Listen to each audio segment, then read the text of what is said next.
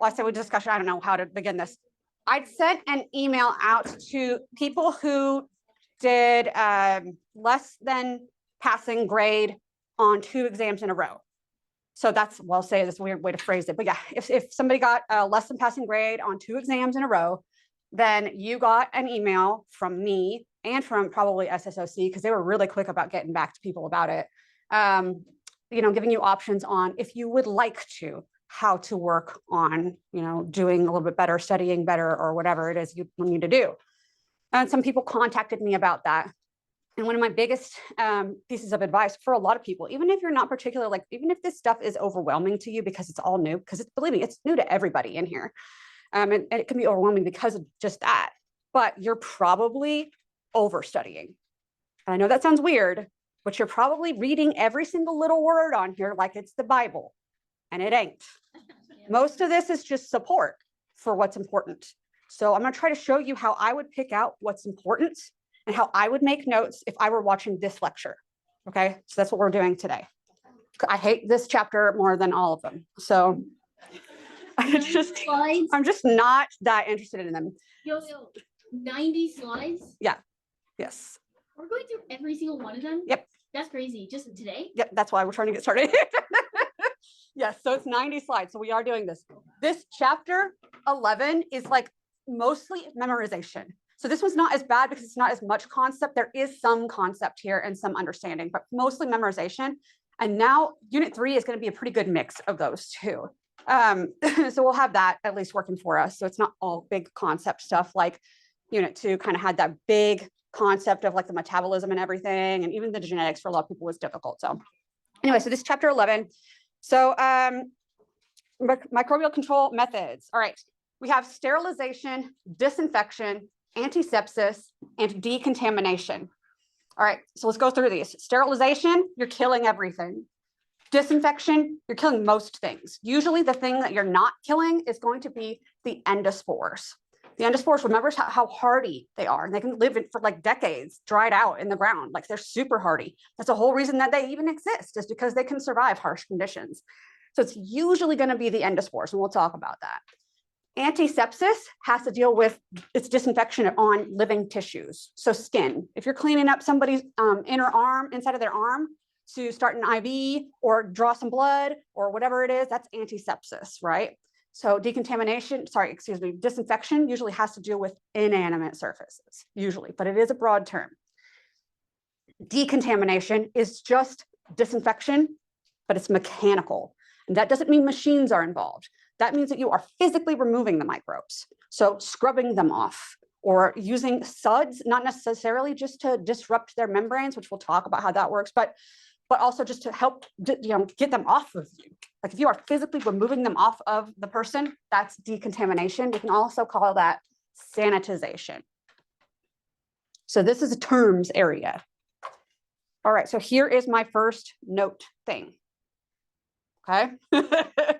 Sterilization, disinfection, antisepsis, decontamination, and then I have their little mini definitions. This is all you need to know about these terms, right? If I told you antisepsis, we use it on living surfaces, you guys would know what that meant. You don't need to be writing down anything else more than that. There's a lot of other words on that slide. Pare it down. All right, so we're going to start there.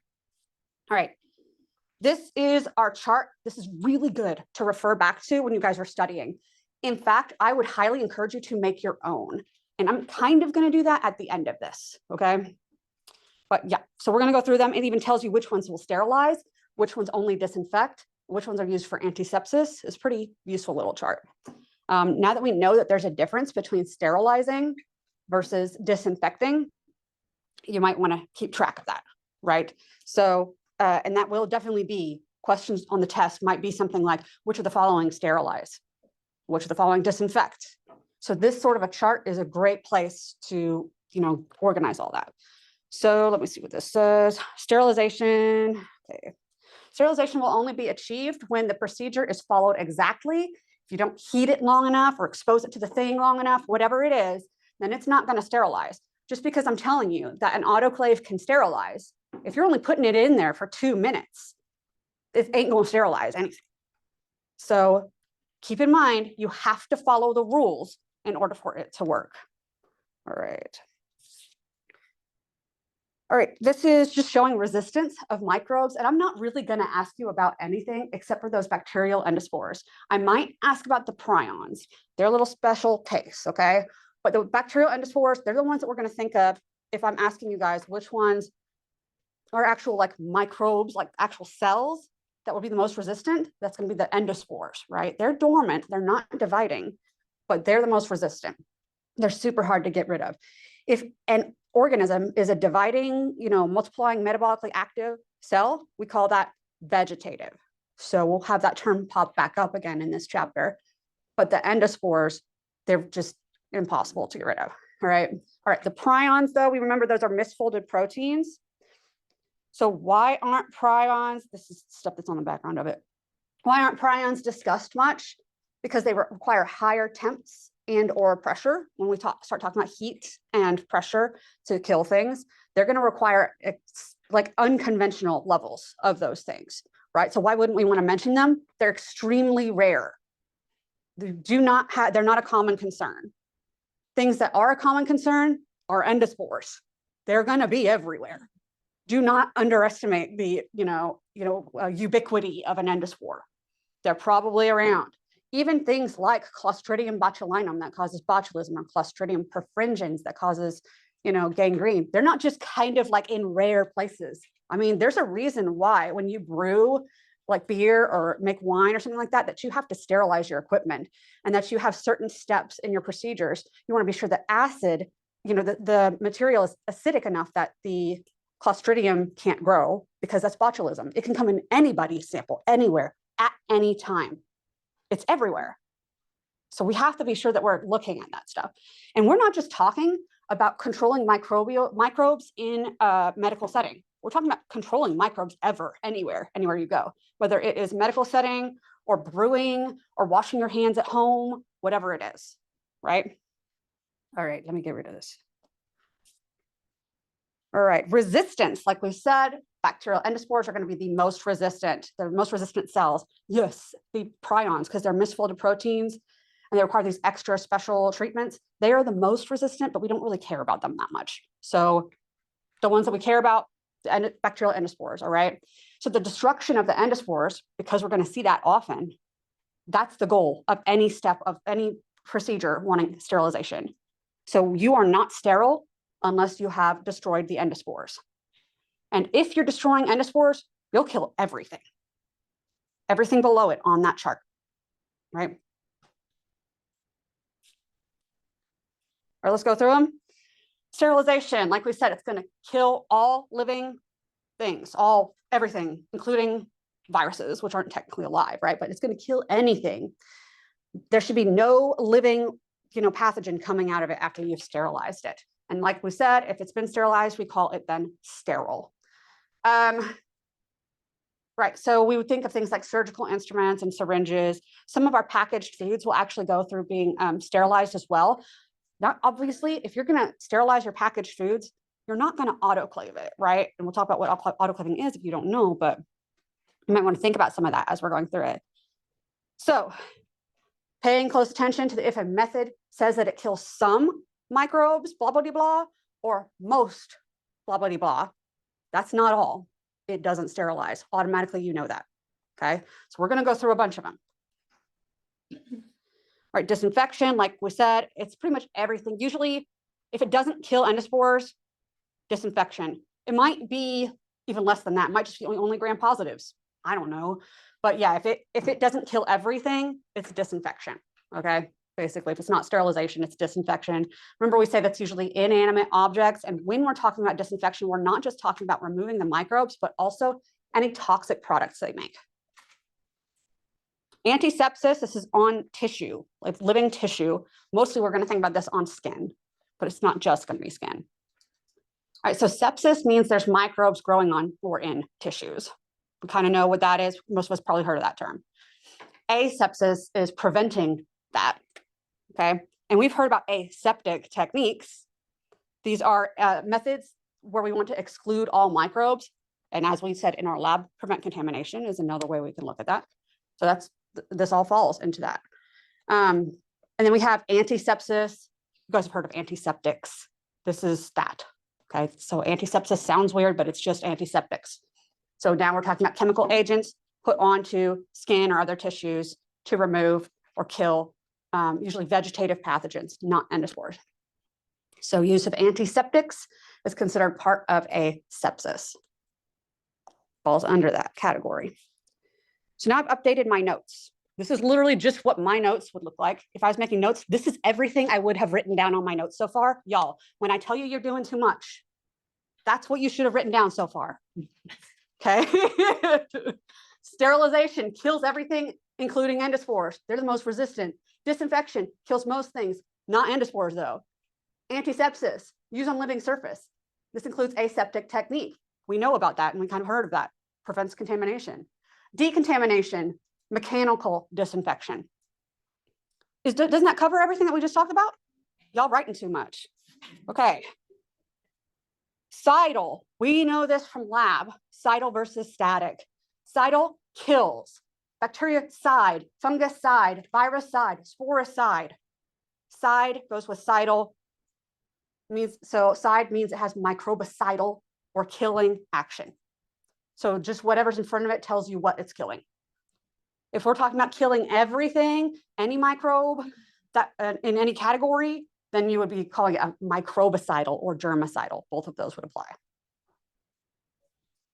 All right, static, same thing, except this time static prevents multiplying. So we're not killing. So we're stopping growth, but we're not killing. So fungostatic, inhibiting fungal growth, for example, okay? All right, we already mentioned a little bit about decontamination. We wrote it on our little thing anyways, but this is our mechanical removal. So we usually are going to use a sanitizer to sanitize, like a detergent. So when we're decontaminating, to remove, physically removing something, it could be you're washing your hands. It could be you're doing a surgical scrub. Like you're trying to actually physically remove these things from your body because they're germs. You get dirt all over you because you are out in the garden. You go inside to wash it off because it's not the dirt that bothers you, right? It's the crap that's in the dirt that's gross. So that is part of that, okay? So we're doing actual mechanical removal of all that so we can be clean again. So physically removing microbes, this includes scrubbing, washing, and filtration. That makes sense too. We're separating the microbes from the liquid or the air. And then coughing and sneezing. That's one that we don't think about a lot because it's something our body just does. But our body is like mechanically or physically removing those microbes from our body by expelling them through coughing and sneezing. So pretty interesting to think about that still would be falling under that category of decontamination. Okay. So now here's my notes a little bit more updated. So I've added cidal and static, and I defined a little bit what mechanical disinfection means. Like scrubbing was my example. If you need more examples, that's fine. If you want to put sneezing on there, cool, okay? So cidal kills, static stops growth. It doesn't kill, that's the important aspect of that, okay? Knowing the difference there. All right, practical concerns. You're gonna wanna know, do you need to get rid of the endospores on whatever thing you're cleaning? Do they need to be gotten rid of, or is just getting rid of vegetative things okay? Do we need to reuse the thing, or are we gonna discard it afterwards? Because if we have to keep heating it and heating it and heating it, it might not withstand being exposed to heat that much. Can it withstand all these normal things we might be using, like heat, pressure, radiation, or various chemicals? Is it suitable for the given application? So this is one where we might ask the question of ourselves, suitable for that given application. If you were trying to decontaminate just like, I don't know, some surgical instruments, and you're thinking about that. I mean, it'd be easy enough to autoclave them or something like that, even put them in some of these chemicals that we would be using. But some of the stuff that we're going to be talking about today wouldn't necessarily be useful at all for that. Like, suitable for a given application, would you just suds it off your surgical instruments? No, that's not effective. Why? Because there's still endospores left over, right? And we know that just because we know this about sudsing. There's a reason why they don't just do that. But yeah, guess what?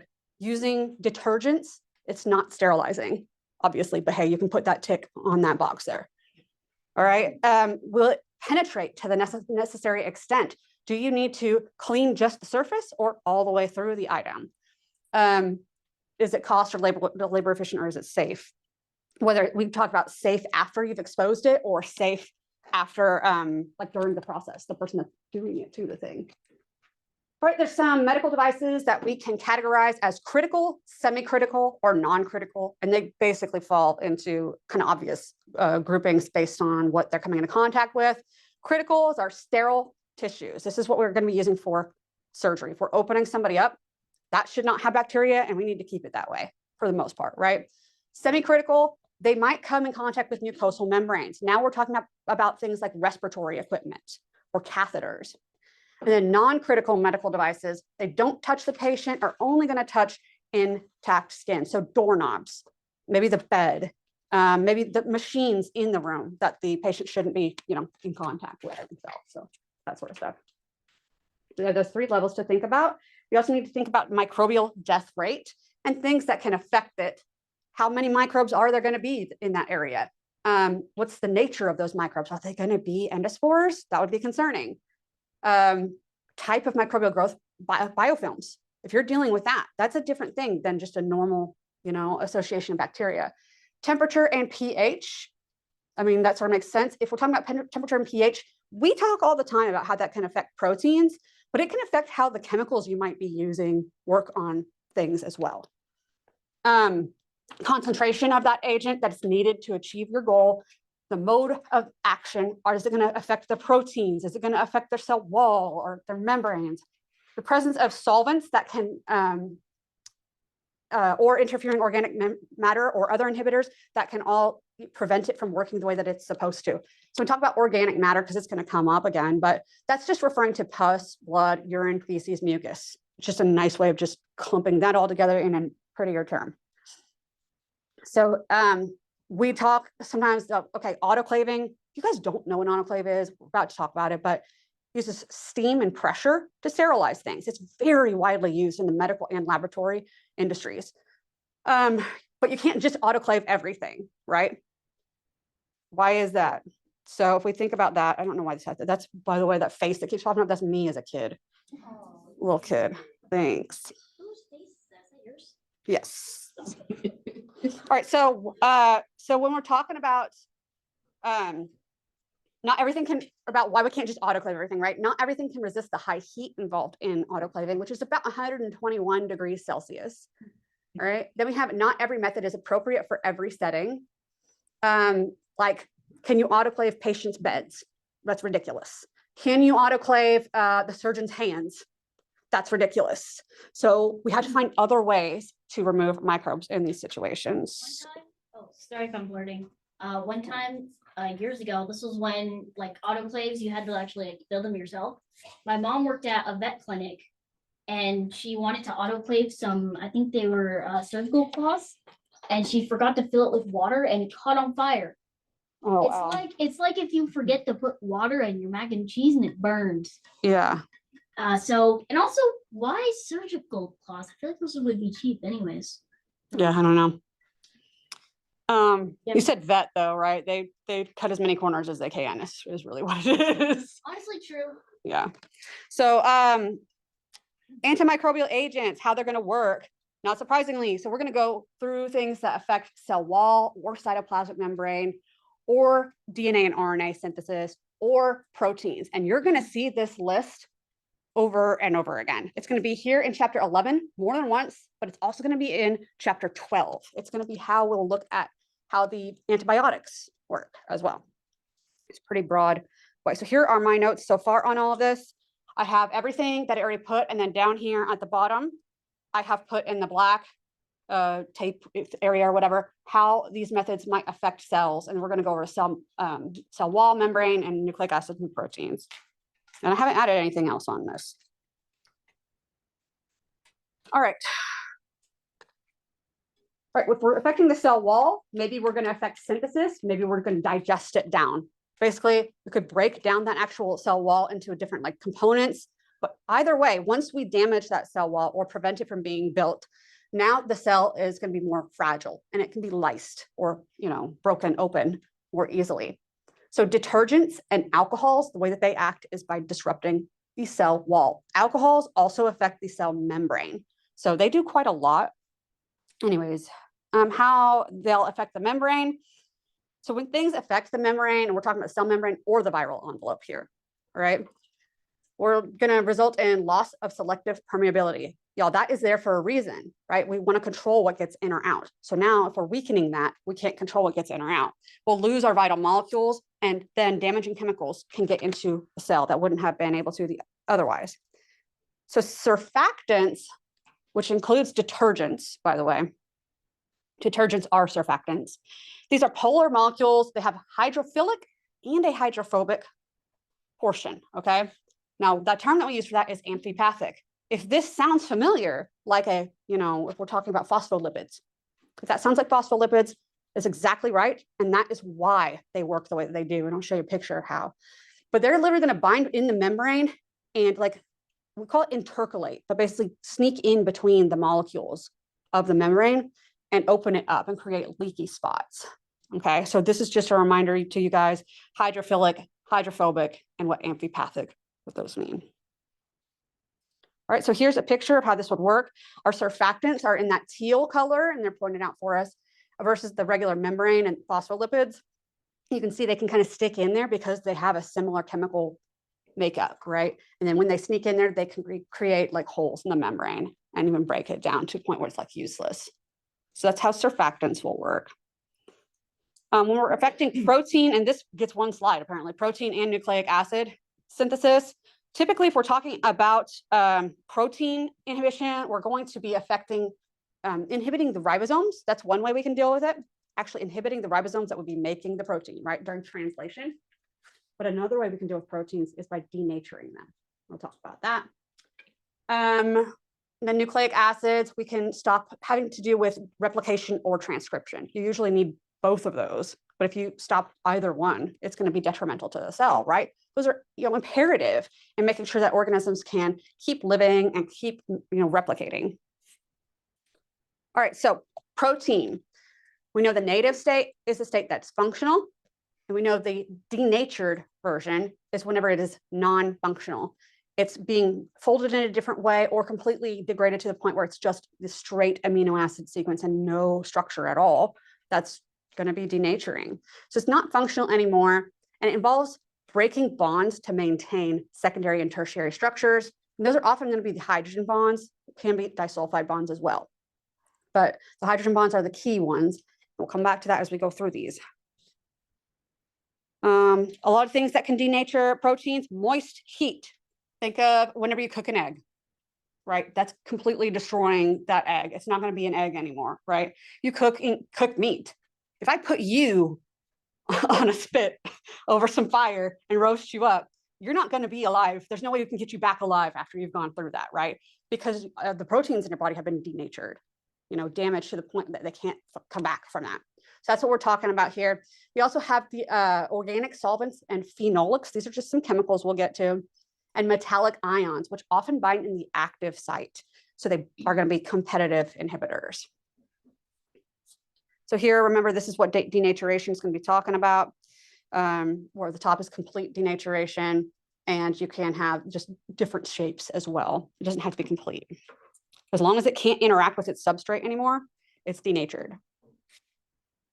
All right, so here's our little notes on this. We have cell wall. We can block synthesis or digest or break it down. I don't know why I have to scroll up that far. The membrane, disrupt it so that they leak. And then that's going to be surfactants, which are amphipathic. I just couldn't fit it on there. And then nucleic acids, we're going to stop replication or transcription. In proteins, we're going to block the ribosome or cause denaturation. All right, so let's get into different forms of physical control of these microbes. So I made a little bit of a list out to this right over here, but we're going to go through everything anyway. So heat is definitely the most widely used form, but we also have radiation, filtration, ultrasonic waves, and cold. And we're not really going to talk about ultrasonic waves. In fact, it's not on your study sheet. Okay. Oh, in fact, if we were going through here and wanted to mark off as we went, we already talked about asepsis, microbistatic, native states, and we're about to get to this other stuff down in the bottom. We haven't gotten to that yet. But if you read through on our study sheet, we've covered every single word on there. Y'all writing too much. Okay. Listen, I'm just saying, trying to help you out here. So I made my list. This is how I'm going to set this up, and I'm going to space these out more than this. I realize that this ended up not being enough space, but that's okay. All right, heat. Let's talk about moist heat first. So when we're here talking about hot water, boiling water, and steam. So temperatures could be 60 to 135 degrees Celsius. We usually don't see 135 unless we are dealing with prions. Okay, so usually we're going to be dealing with 121. So we can regulate our temperature by adjusting pressure, and that's what autoclaves are going to do for us. So it can get higher temperature in a quicker amount of time by introducing that pressure. This will operate at lower temperatures and shorter exposure than dry heat. Okay, so why would that be? Because the coagulation and the denaturation of the proteins occurs better in the presence of water. So you take the water away and you have to put more heat to achieve those effects, okay? So dry heat is our next one. This is going to be literally flames or hot electric coils.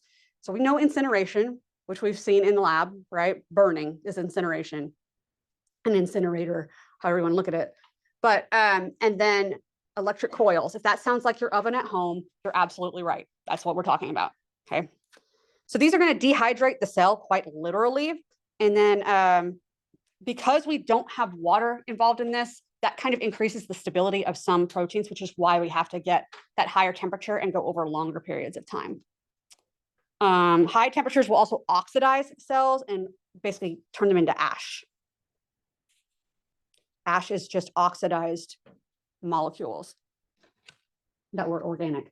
So here we can look at moist heat, the temperature that we need, and the time that we need in order to sterilize it if we're using moist heat versus dry heat. Now look at the difference.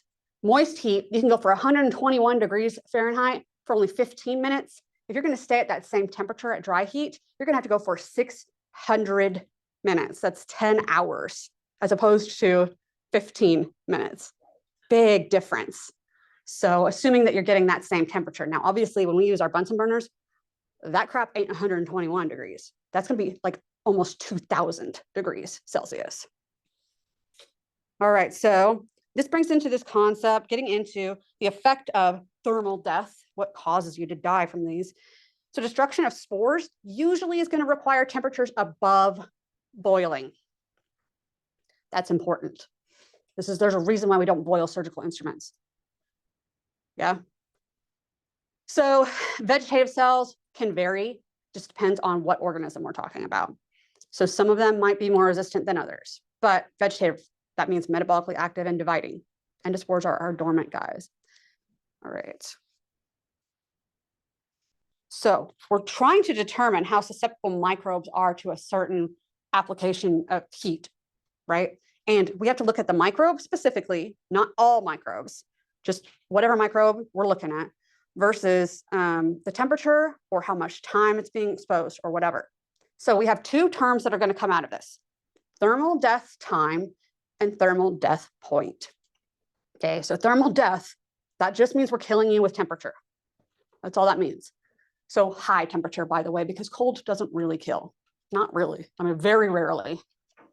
All right, so thermal death time is the time that it takes to kill. So specifically, when we're defining this, this is the shortest amount of time required to kill all of those microbes at that temperature that you're looking at. So if you're wanting to treat something at 121 degrees Celsius, how much time minimum do you need to expose it to kill everything? Right, so these are science, like, type of things. These are why we have used this autoclave at this temperature for this amount of time. Someone else figured that out for us, luckily. But thermal death point, so this is the killing point, the temperature. So now if we expose it for 10 minutes, that one microbe population, what is the lowest temperature that it would take to kill it if we're just going for 10 minutes? So that's what that's asking, okay? Some terms here. Boiling water, let's get into the methods. Boiling water, disinfection is what you get from boiling water, in case you didn't pick up on that the last time. You're not going to kill endospores with this. It's not very effective at killing the endospores. So this is only 100 degrees Celsius. And It will kill most, like it says, most non-endospore forming pathogens, but it doesn't kill any endospores. Let's see what my little note says here. Of course. So if anything, even dormant endospores, even if they survive, then it is disinfection, not sterilization. Remember that, right? So remember, we have to kill the endospores and everything else to be sterilization. So now we know if endospores survive, this is going to come up over and over and over again, that if endospores survive, that's disinfection automatically, right? Okay, so I just want to remind you guys with that. You can go away. All right. So obviously with boiling, it's not going to sterilize, so that's a problem, but you can use this in home, purposes for treating, things like bottles, baby bottles and things like that. It's pretty effective for the most part outside of endospore. Next, we have pasteurization. You've probably heard of this before. If you drink milk, then you've heard of pasteurization. It says it on the bottle. So this pasteurized milk or ultra pasteurized. Pasteurization, we're just going to switch from temperature to low temperature, high temperature to low temperature, and only be at the high temperatures for short amounts of time. So here we have flash pasteurization, which is 71.6 degrees Celsius, not even boiling, right? For just 15 seconds. Whereas batch method will have 63 to 66 degrees Celsius, even lower temperature for 30 minutes at that temperature, and then we'll cool it down. And then we'll expose it over and over again until we feel like we've gotten rid of enough pathogens or whatever the goal is, okay? This absolutely isn't gonna kill endospores. That makes sense. In fact, there's other heat-resistant microbes that exist that this might not kill. There's a reason why when your milk is pasteurized, if you leave it even on the table or even in the fridge long enough, it'll grow stuff. It turns chunky. That's not just milk doing that. It's microbes in there that are making that happen, right? And so that they're only there because we didn't sterilize it, for what it's worth. All right, moist heat under pressure. Now we can achieve sterilization. This is the autoclave.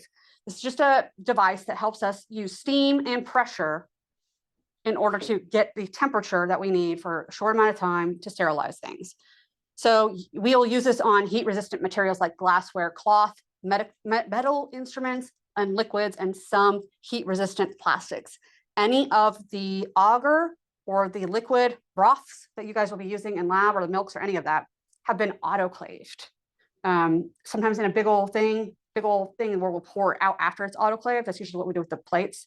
We will autoclave it and then it's liquid, and then we pour it into the plates, and when it cools, it solidifies.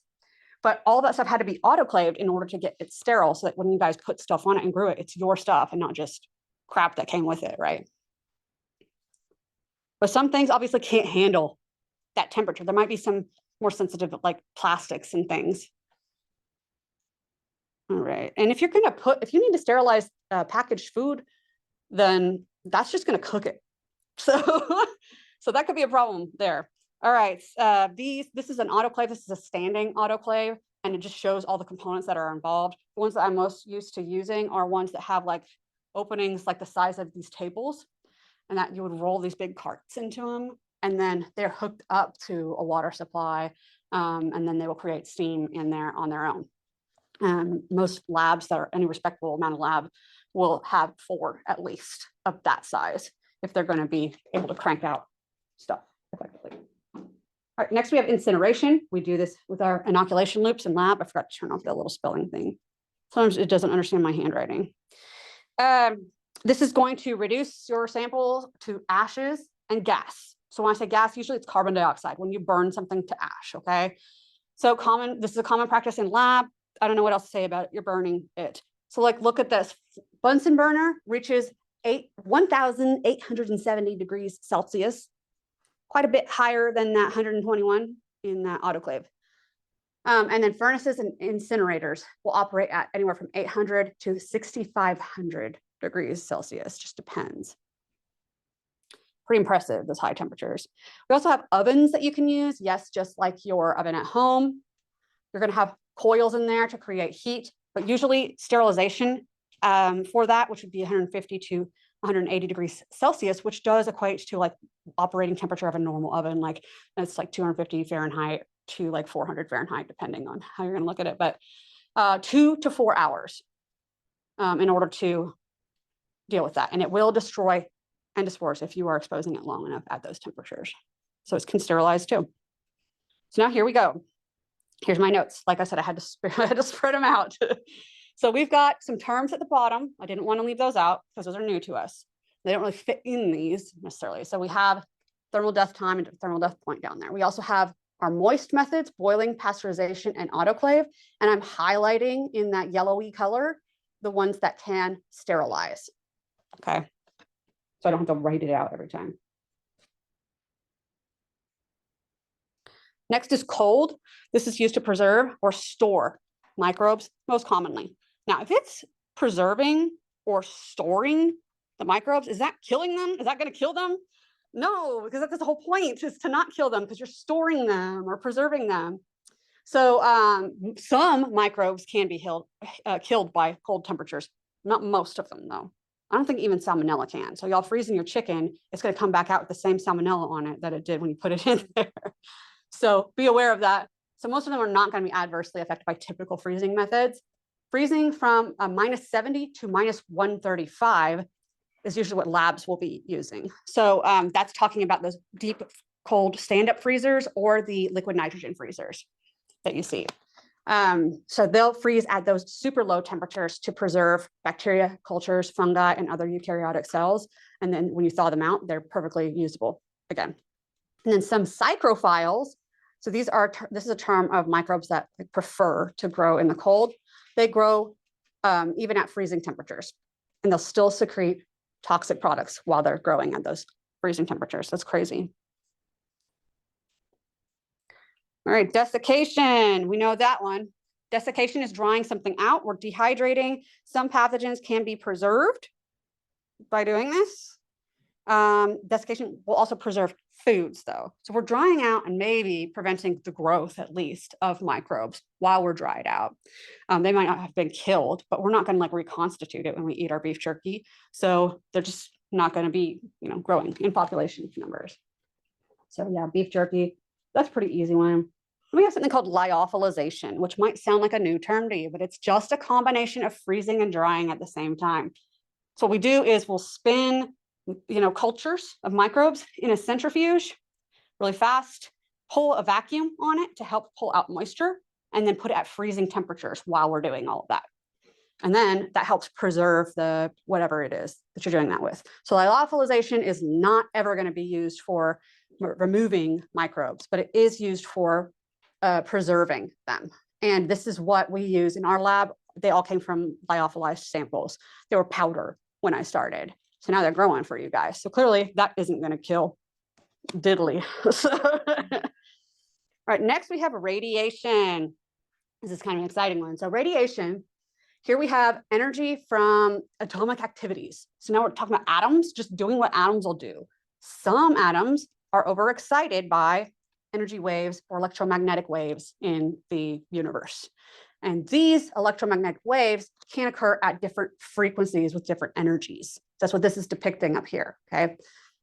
So if we look at gamma rays, X-rays, and ultraviolet radiation, that's the energy level that you would need to achieve to start killing microbes. And how is that going to work? Because we know invisible light, whatever this is called, that's just that little sliver there that you can see in. And we know that if you look at the sun, that can damage your retina. It's the light that's doing that.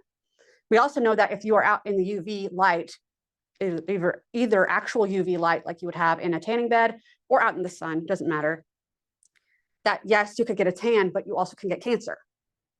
This is why, okay? So we'll start with defining what each one is. So first of all, irradiation, we're bombarding with those electromagnetic waves at those frequencies. So radiation, that's what that is, okay? And then our cells will absorb the energy within those waves. So it can, that, hey, if I shine the sunlight on somebody, is it going to go through their body? No, it stops, right? So it will get absorbed. That energy that was UV light will get absorbed by the body. It just goes into the cells and runs out of energy after it's done its damage. And yeah, that's exactly what it's doing, is damage. So ionizing radiation, these will cause catastrophic mutations in DNA and its repair proteins. These guys, and we're going to show a little bit about how it works. These guys, they will go through barriers. That's the top one that's up here at the top. So it's ionizing. So that energy that it's being emitted, it'll go through the table, it'll go through the door, it'll go through your body, it'll go through whatever. This is Chernobyl. Yeah, that's what we're talking about here. This is X-rays. Yeah, but X-rays are like weak compared to like what we're talking about with Chernobyl, where like you can't go here because if you get too close, the amount of damage that you're going to take is easily going to lead to problems in your body. So ionizing radiation. Non-ionizing radiation, this is UV light, okay? So in UV light, it can be blocked, which we know. Yeah, stand in front of like, you're blocked by your UV tint on your windows or with whatever your sunglasses or by a person or whatever it is. So if it isn't blocked and it gets to your DNA, it will cause abnormal bonds. So we're not talking about massive like destruction in the DNA. Look at the pictures though. Like you look at the top one, that's actually like ripping the DNA apart.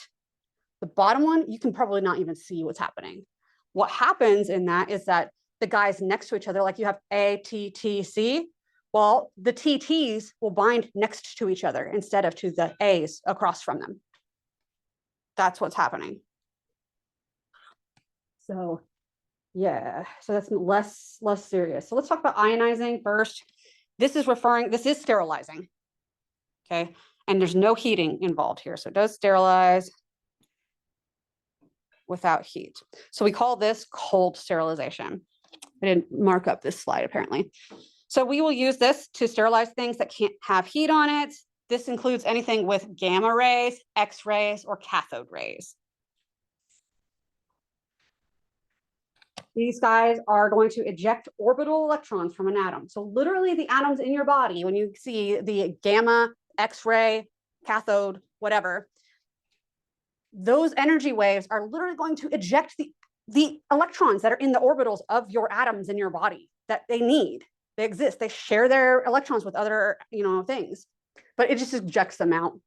And this will lead to falling apart of, bonds between atoms and create ions, or there should not be ions, which are charged molecules, right? So that's the problem. That will lead to mutations in the DNA, and it will damage proteins because it doesn't just affect the DNA. It also affects proteins. Any molecule can get affected. Non-ionizing radiation like UV, now I'm making UV look like a baby, y'all, but it is comparatively. But this will excite atoms and allow those abnormal bonds to form. Okay, so UV radiation, this is usually at these nanometers that I'm not going to test you over, but we will use this if you just need to sterilize a surface, even though UV cannot penetrate, right? Because we said we can block it. So it doesn't penetrate, but if we just need to sterilize a surface, then UV is pretty good for that. So we can use it for that.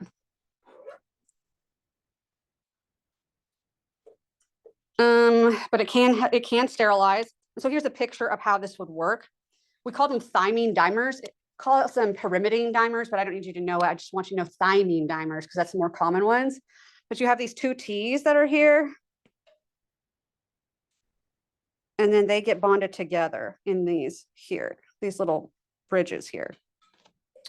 So instead of binding with the A's, okay, that's what happens. So that will be a problem because now your strands aren't associating the way that they're supposed to. So transcription and replication aren't going to go the way that they're supposed to either. UV will create free radicals, interfere with DNA, RNA, and proteins, ultimately because of the damage that they're going to cause. I don't know what else to say, but they're good for surfaces. It's just not going to penetrate. Penetrating, if you want to penetrate something and sterilize all the way through, if you want to sterilize your chicken breast, you pop that into the cold sterilization method of the ionizing radiation, and it'll go all the way through it. So here is me breaking all this down. I have our moist and our dry, and then I have our radiation that has joined in on this. And I'm remarked on there, both can sterilize when used appropriately. Remember that when used appropriately, right? Because if you're not using it appropriately, like we said, you're not going to sterilize. So you can decontaminate by filtration. So just removing the microbes by filtering liquids and airs. I don't feel like this is like too crazy, right? You guys know you can filter liquids and you know you can filter air, like HEPA filters. You get the pores small enough, you can filter out anything, including all of the smallest viruses or anything. So you can sterilize with this. We usually use this, like we said, for liquids and airborne things. And yes, so small enough pores, you can sterilize. Next, we had osmotic pressure. So osmotic pressure is referring to hypertonic environments. So packing in salt and sugar. And then we're gonna be drawing the liquid out of the cells and causing them to shrink up and shrivel. That's called plasmolysis. We learned about this before in chapter 9, right? So this is just a nod back to that. This is not gonna sterilize, but they can't multiply when this is happening. Okay, cool. So we added that all in. We have filtration and osmotic pressure. I marked off ultrasonic waves. I put cold down there. It doesn't kill, it preserves. So that's that. We have questions. I'm probably going to go. I didn't bring the name thing, so we're going to just talk about them. But probably in the future, what we'll do is this. And I'll call a name and I'll have you guys pick the question that you want to answer. And then whoever gets called last gets stuck with the last one, I guess. But anyways, we were going to go with define sterilization, killing everything, right? Can boiling sterilize? No. Explain thermal death time. So this one is one we probably have to, get in our brains a little bit in order to remember it. But thermal death time is causing thermal death or heating it up. And then what amount of time does it take to kill? Yeah. So this, right. So, well, that will be the thermal death point one. So thermal death point, we're talking about you get 10 minutes. What temperature do you need to kill everything? Thermal death time, you get this temperature. How long do you have to go? Okay, so we're looking at what amount of time will kill. All right, what type of radiation penetrates? That's the ionizing, right? That's the scary one, Chernobyl stuff. And then name one method that sterilizes. There's a reason why we have to wear lead vests whenever we do x-rays, yeah. As much as we can, we'll lead up because it can damage your tissues. Name one method that sterilizes. Well, hey, we just kind of said that with ionizing radiation, but there's also, going to be autoclave, dry heat, any of that we talked about anyways. All right, so for chemicals, in real life, can you use liquid to treat entire rooms? That's ridiculous, right? Can you use gas to prep skin for an IV? That's also ridiculous. So we need to choose the method that is appropriate. So different kinds that we have. We also have aqueous. And these are going to have water. They're dissolved in water. And then we have tinctures that are going to be alcohol or water with alcohol, but there's alcohol involved. All right, you want something that is rapid. It's going to be soluble in water or alcohol like we would usually use. We want it to be broad spectrum, obviously. So we want it to be microbicidal. It says that specifically, right? And so why wouldn't you want it to be microbistatic? Because you want it to kill, ideally, right? You don't want it to survive at all. You don't want it to be there if you can help it. We want it dead. That's the goal.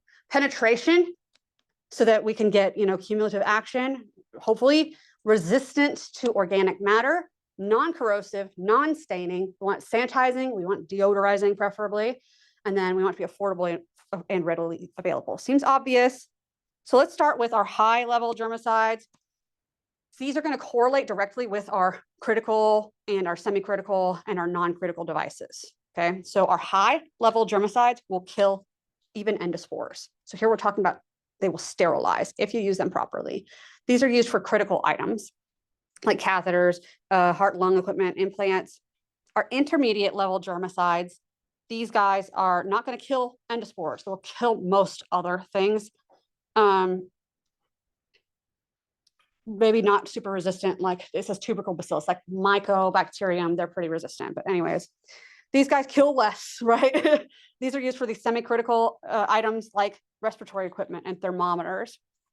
And then we have low-level germicides that are going to be used for vegetative. They're going to kill vegetative whatevers and some viruses, and they will use these for non-critical materials like electrodes and straps and whatever, furniture, stuff like that.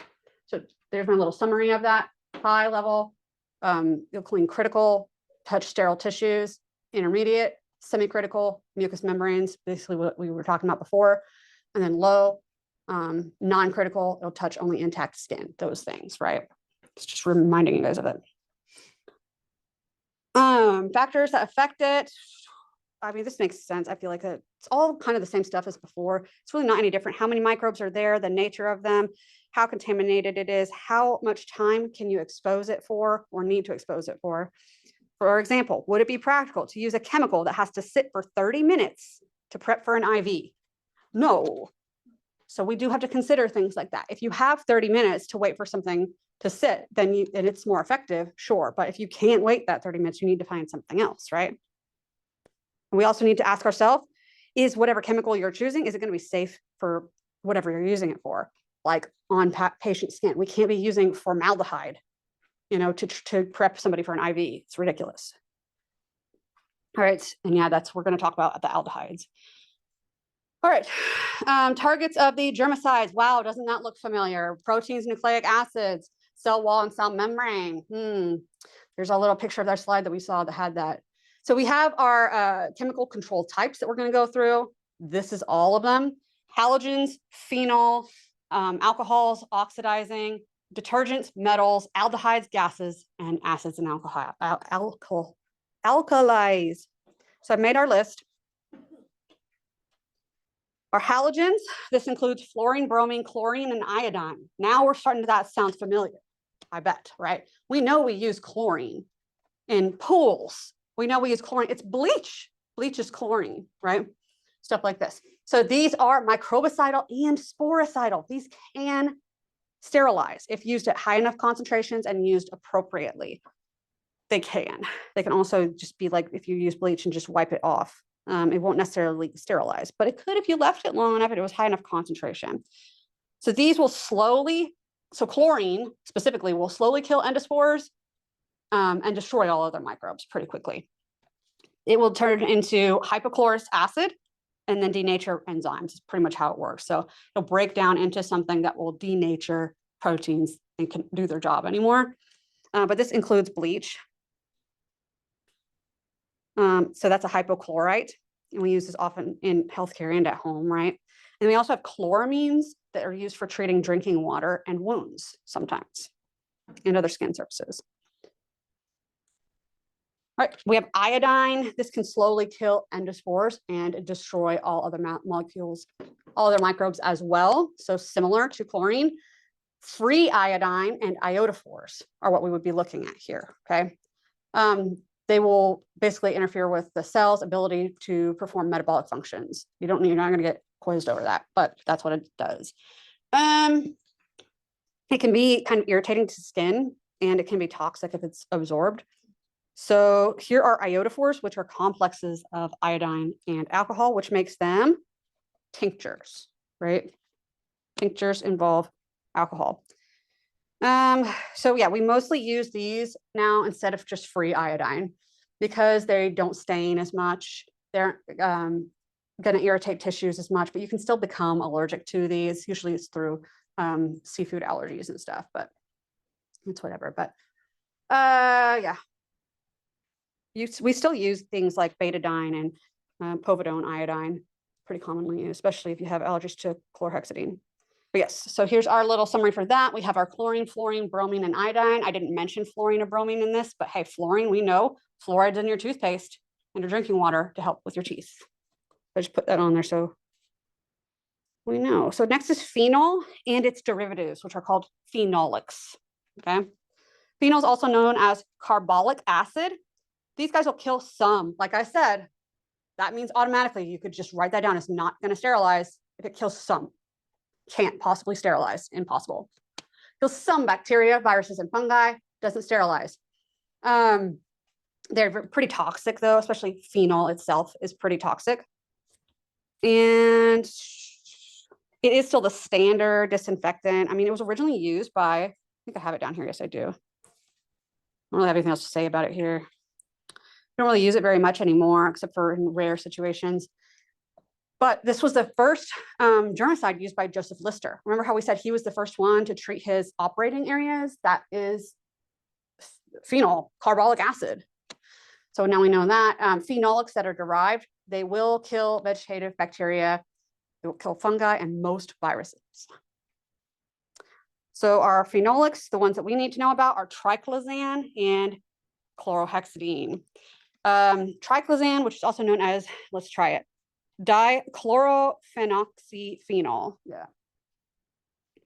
It was widely used in the early 2000s up to about 2017. You found it in every single hand sanitizer, hand wash, body soap, household cleaning product, everywhere. And they're finding it in animals in the wild. It was so rampantly used in modern society that it was, contaminating even the wild. And we were seeing high levels of resistance in it. So they've pulled it off the market. So people can't have, it's not for people now anymore. It's only for, medical use only. sorry, probably for the best. But yeah, I even remember like, oh yeah, we want to get the one with the triclosan. I remember thinking that, but whatever. And then we have chlorhexidine, which is more common, what we would see in hospitals. Okay, so this is going to include Hibiclens, Hibitane, and Paradex. So these are very commonly used in hospitals, especially as surgical scrubs. So this is usually what surgical scrubs are going to contain to help with removing, microbes, mechanically with the scrubbing, but chemically with the chlorhexidine. They also use this to treat skin, and you can buy it as like a soap and treat, like if you have a skin infections widespread, you can wash your body with it and things like that. You can buy it at Walmart and stuff. This will target most bacteria, viruses, and fungi, so it doesn't sterilize. I'm not going to ask you about how it works. We already said about this. It has low toxicity, so that's not what we had in phenol, right? That was the big problem with it. And then it's rapid action, and we can also use it in mouthwashes, not just in body stuff. I forgot about that one. Alcohols, these guys, we said that they are going to be involved in affecting the cell wall, but they're also more famously known for dissolving membrane lipids if they're used in higher concentrations, so 50% or higher. So this is going to include ethyl and isopropyl alcohol. Again, most bacteria, viruses, and fungi don't sterilize. Okay, these guys don't sterilize. They have high evaporation rates, obvi. They are appropriate, only ethyl and isopropyl are appropriate for microbial control. No other alcohol types are really approved for that, okay? We do want to have 70% alcohol and not 100%, okay? Typically 70%, not 100%, okay? The water helps in causing protein coagulation, just like we saw in the moist heat versus the dry heat. Okay, so we want some water there to help, stop the protein functions. So now we're not just affecting cell wall, we're also affecting cell membrane and proteins, right? That's the third thing. So it's pretty effective at 70%. Y'all don't be buying that 95% ethanol, okay? Don't waste your money. You want 70%. So ethyl versus isopropyl, okay? They work pretty similarly. They both evaporate pretty quickly, but isopropyl works better. It's cheaper as well. So use isopropyl 70%. Yeah, it says vapors can adversely affect the nervous system. I can completely attest to that.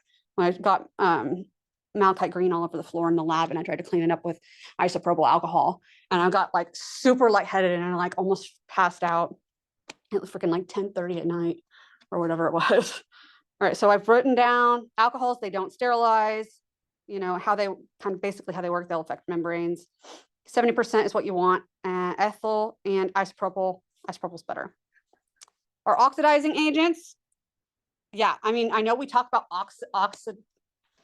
Leo says GER, right?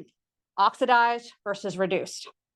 Oxidizing agents are going to kind of be the opposite of this, okay? So if they are oxidizing, they are making somebody else become oxidized, okay?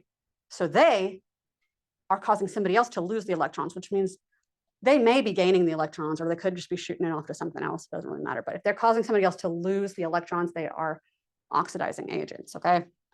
The one that we're talking about here, these guys do kill endospores and other microbes at high concentrations. That's the caveat here. So do we buy hydrogen peroxide in high concentrations? we buy at 3%. Okay. But if you get it high enough, 35%, it can't sterilize. And they'll actually vaporize it to sterilize entire rooms. So it's pretty impressive. So these guys will form free radicals. So these are OH groups that are free roaming around, and they are toxic and reactive to cells themselves. They're sporicidal in the high concentrations. Okay, so these are antiseptics.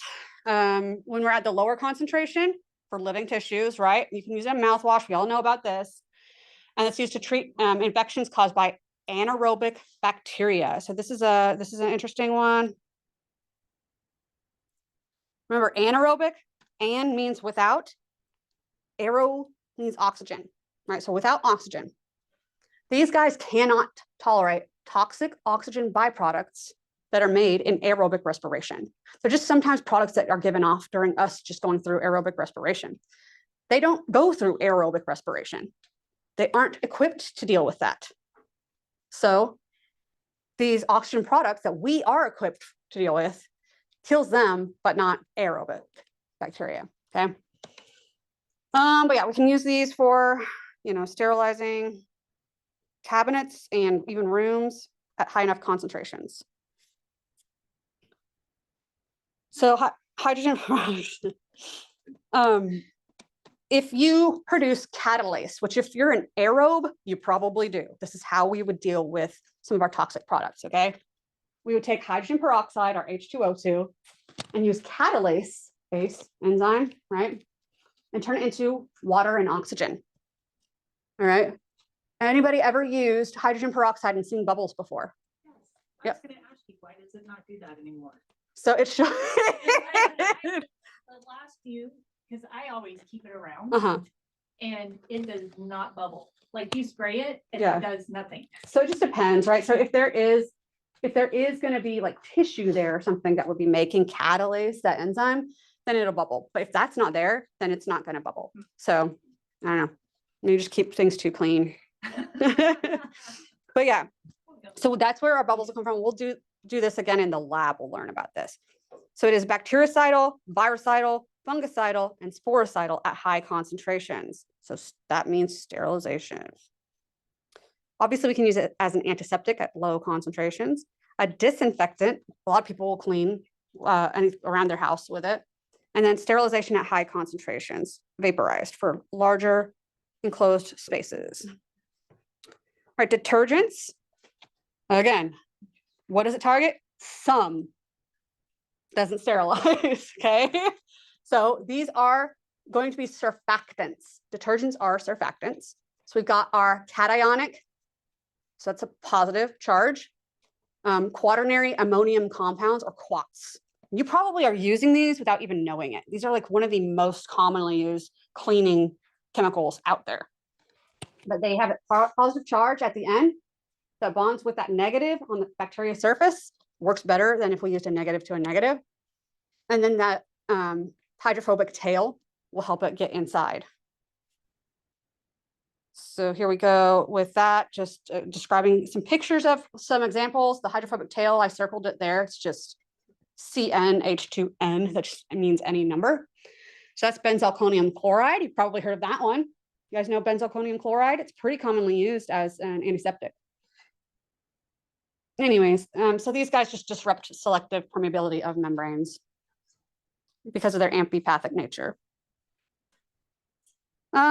So these quats, they're not sterilizing, right? We know that about detergents now. Pseudomonas, bacteria like Pseudomonas aeruginosa, they will grow abundantly in soap dishes. So even at the highest concentrations, soap isn't going to be very effective at killing everything off. So it's kind of crazy to think about. They're going to be more germicidal when they are combined with chlorhexidine or iodine. Like I said, chlorhexidine itself isn't like a sudsy thing. So when we use it on surgical scrubs, it's going to be with detergent plus chlorhexidine. So it's more effective. Anytime you're combining most of these agents, as long as they're not chemically interfering with one another, you'll increase efficacy. And we have metal compounds. These guys don't sterilize. I mean, I don't know what else to say about it. we already mentioned about how they're gonna bind in our active site, right, on our proteins. That's how they're gonna inhibit. They are competitive inhibitors, but you can become resistant. It's not effective against endospores. They can be toxic. They can cause allergic reactions. So here are some examples. Only mercury and silver are the ones that we use as germicides. Okay, they're the only ones that are approved. Mercury, yes. We use it as antiseptics. The organic versions we have in your cosmetics, in your ophthalmic solutions, so like your contacts, and then other things as well. Yeah, y'all putting mercury on you. So silver nitrate, these are solutions that are used as a topical germicide and ointments. So we're going to apply this to our skin. Here's some more breakdowns of this. We already talked about the mercury. For the silver nitrate, like we said, topical germicide. You also have silver sulfadiazine. If you guys have ever burned yourself, probably, if it was significant anyways, they probably gave you silver sulfadiazine cream, and that just helps keep the open exposed layers of skin treated with silver and sulfa. The pure silver we will incorporate into catheters. Colloidal silver is also a mild germicide. Some people will drink it. And then silver ions can be incorporated into hard surfaces and textiles. If you're having an antimicrobial scrubs that you've bought, they probably have silver impregnated into it. So here's our little update of everything that I've added in. And again, if it's got the yellow highlight, that means it's going to sterilize. So we don't have a whole lot on here so far. All right, our aldehydes. These guys kill endospores and other microbes. Now, not all of them do, but at least one of them does, okay? So glutaraldehyde can irreversibly disrupt enzymes and other proteins. So that means that's going to kill, right? It's not cidal. That's not going to be static for sure. Glutaraldehyde, this is a sterilant. It sterilizes materials that would otherwise be damaged by heat. So that's useful that way. It's also very toxic to people. Formaldehyde. We often see this used as formalin if we're using it in an aqueous solution, so water-based. So this usually is used as an intermediate to high-level disinfectant. It's very toxic. It disinfects. It doesn't sterilize. So this is something that we would see used in pathology or mortuary situations, and it is used often as an embalming fluid. Lastly, we have orthophthalaldehyde. Oh my gosh. And that's OPA. And it is very similar to glutaraldehyde, but it's faster.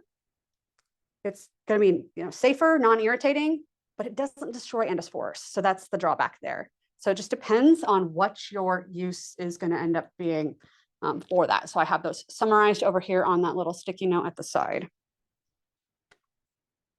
All right, gases. Ethylene oxide. These kill endospores. Yes, sterilize. Let's go. Let's do it. All right. This is a gas. This is a proper gas. It works on DNA and proteins, blocks replication and enzymatic actions both.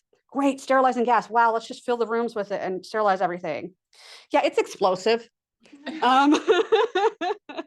It's explosive and it's a carcinogen, pretty heavy one. So they have to, like, if you use this regularly, you have to associate it with like carbon dioxide and other gases in order to like dampen its like nastiness.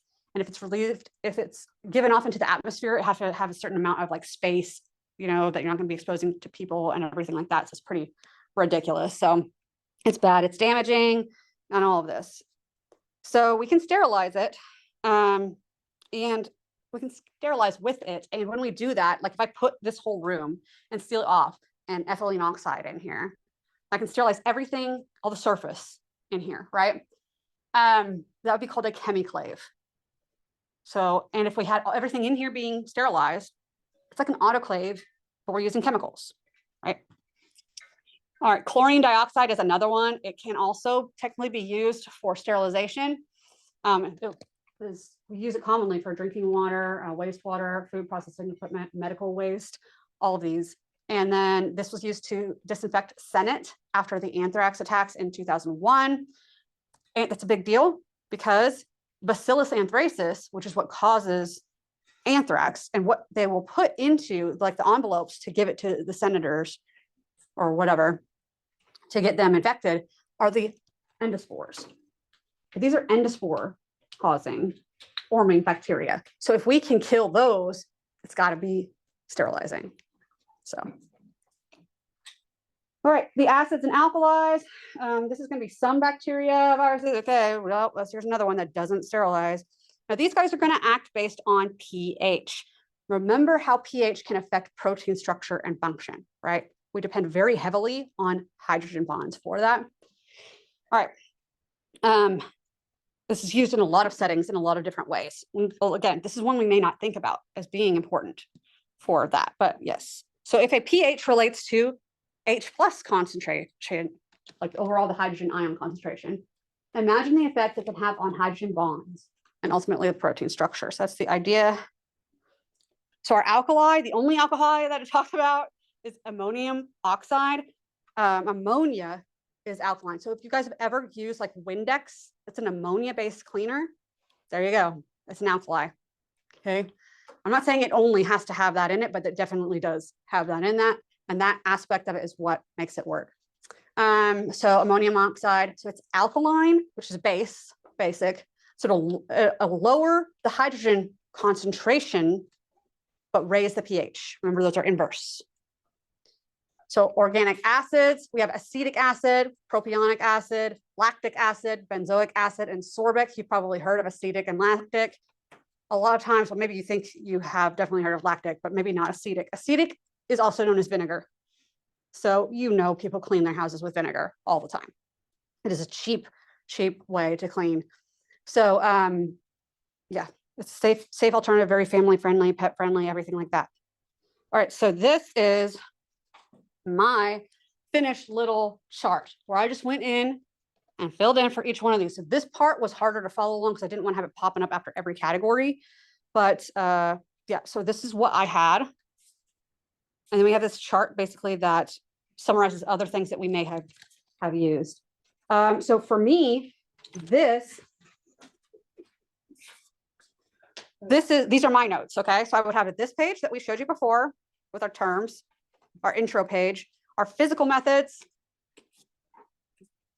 our chemical methods. And then what I would encourage you to do is after you have the gist of your notes put together, okay? Once you have the gist of your notes put together and you're done with that, you are not done. At some point after the class, when you get home or something, look back through your notes, which hopefully will be somewhat organized like this. And then I want you to create a chart based on what's in your notes, on what the things do, which ones sterilize, and that sort of thing. So I have our physical and our chemicals just listed out because I just didn't have enough space to make branches for every single chemical. And then our terms in the middle are there and a couple little notes here or there. But that's it. This is all I would need for chapter 11. You guys are studying properly and taking your notes properly. Yeah, you might have to have these other things up here with these extra info. Maybe you didn't understand oxidizing agents. You want to take more notes on it. That's fine. But once you guys feel like you have it down a bit, then you should go and make this. Write less if you already know. If you already know that oxidizing agents is just, hydrogen peroxide, then maybe you don't need to write down that it's hydrogen peroxide. Why would you need to? Don't we write down crap that you already know? If you know, dry heat is oven and incineration, maybe just write dry heat. If I ask a question about, ovens on the exam, are you going to know that that's dry heat without me having to yes? So don't waste time writing it down in your notes. Okay. So pare it down to what you need, not everything that's on the study sheet. Anyways, if we had gone through all this as we went, which is what my goal was, we would have been able to tick all this off. I guarantee you all this information was covered in all of those notes. So, I'll say too, where it says dyes on our study sheet, that was old. I took that out for you guys and I forgot about it. So we don't need to know dyes for our chemicals. It's not even in the slides. So I don't even understand them. So that's why it's not on there. All right, I hope that helped a little bit. I forgot I have the orientation on this turned off.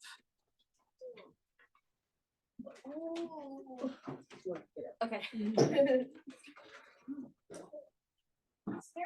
This unit three. This is unit. Oh, no, I forgot to grab it. What does unit three do?